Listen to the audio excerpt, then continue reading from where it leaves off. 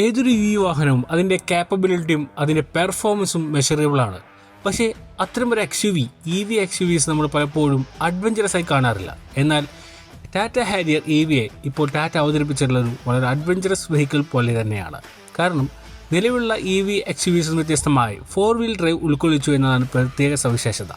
ഈ വാഹനത്തിൻ്റെ നിലവിലുള്ള ഡയമെൻഷൻ നിന്നും എക്സ്റ്റീരിയർ നോക്കുകയാണെങ്കിൽ EV എലമെൻറ്റ്സ് ആഡഡ് ആയി എന്നതാണ് ഒരു സവിശേഷത.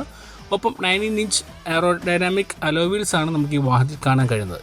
ഇന്റീരിയറിൽ വന്നു കഴിഞ്ഞാൽ 14.3 സൈസിലുള്ള ഇൻഫോടൈൻ സിസ്റ്റം, അതും നിയോ QLED എന്ന മികച്ചൊരു ഡിസ്പ്ലേ ക്വാളിറ്റിയോട് കൂടിയിട്ടാണ് അവതരിപ്പിക്കപ്പെട്ടിട്ടുള്ളത്.